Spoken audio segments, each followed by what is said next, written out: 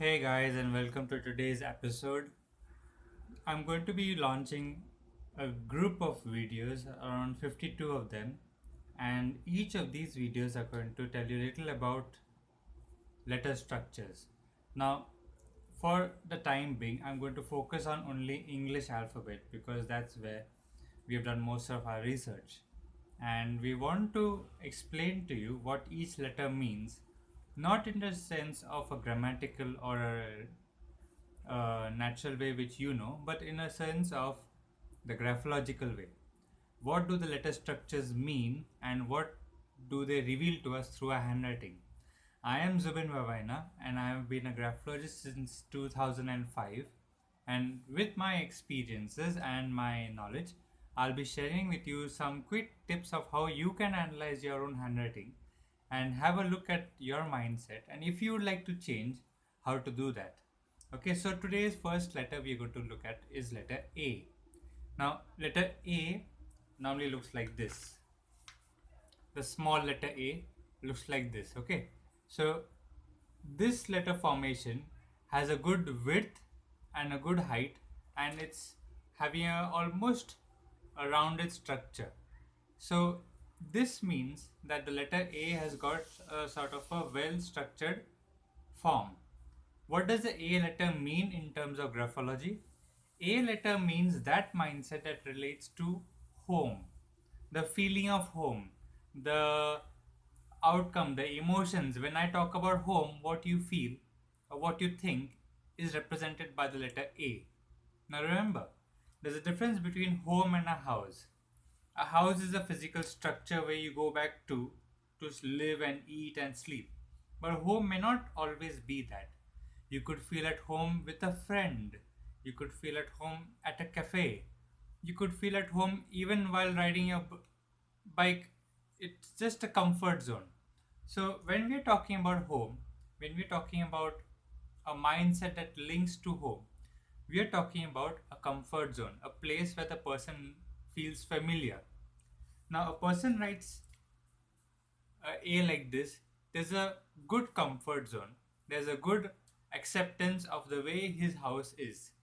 Now, when the person starts to write the A like that, the A starts to squeeze in. And when it starts to squeeze in, he feels a bit pressurized. He feels a bit uh, discomfort, a bit of haste. In terms of letter A becoming thinner, like that, this A is thinner than this, it shows a stress level or more of a what you could say uh, a discomfort. The person feels hasty at home. Now remember, the person's idea of home is represented by the first letter over here. Now, when he feels pressurized at home, when he feels odd at home, when he feels discomfort, there's a strict parent at home or somebody who's a bit orthodox at home and he wants to behave in a bit more free manner, this is what happens to the letter A. It gets squeezed in. Now, the next letter A formation looks a lot fatter, it looks broad. When the letter A becomes broader, it shows a more relaxed mindset, almost lethargic and lazy. This person's idea of home is where he can be lazy and chilled out. Now, which letter is good, which letter is bad, we don't know. It depends on your lifestyle. If you're having, let's say, an exam coming up, you've got to prepare for some test, and at home you do your studies. So this is going to be actually useful for you. You will be able to compress time, you'll be able to do the work correctly.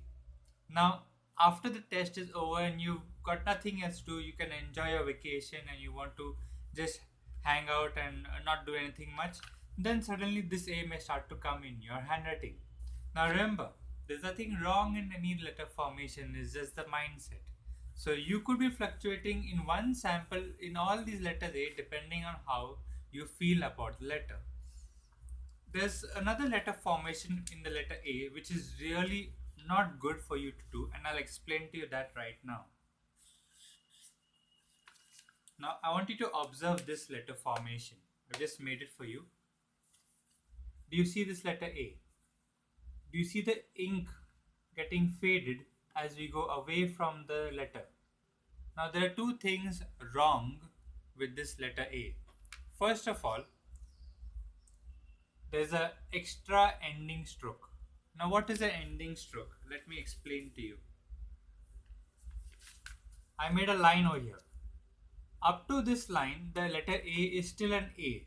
That means anything that comes after this line is not required. If you have a extension beyond this line, it means there's a person who's brooding about home. He's trying to remember, he's trying to recollect things about home. Now, is that thought good or bad? We can identify. You see this letter? The way it's fading? If your letter starts to fade in the end, it is called a pen flick. It, the fade comes because you have flicked the pen at the ending stroke. Now, this causes the person to have frustration. It shows irritation. If we have to analyze the letter alone like this shows home, extra thought, frustrations. Home, extra thought, frustrations. Means this person, the more he thinks about his home pointlessly, the more it will frustrate him. If you have this in your handwriting, it is possible that you may have a desire to pay off some pending bill, or you want to just clean up a room which you've been pending since a long time, and every time you see it, it gets irritating. Now, this mindset is shown here. If you can come from this letter A to this letter A, you start to change your handwriting, you get a better mindset, you start completing the task that you decided to do. That will lead to a more healthier formation of this letter.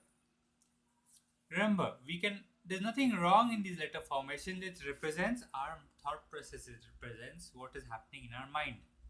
It's like a micro body language coming onto the paper and being recorded. So when I'm talking about this letter A, it's showing you that right now, in your handwriting when you wrote it, there's a frustration of home upon extra unwanted thoughts. So this is all about I wanted to explain about letter A. Click a picture of the letter A that you have and submit it to us at facebook.com/graphologic, and you can get a personalized analysis of your letter A, and we'll see whether you require to improve it or not. Please excuse the sound quality and my speech and the video quality. I'm not very professional at this, but I'm sure that what I've taught you today would bring good benefit to you. Thank you.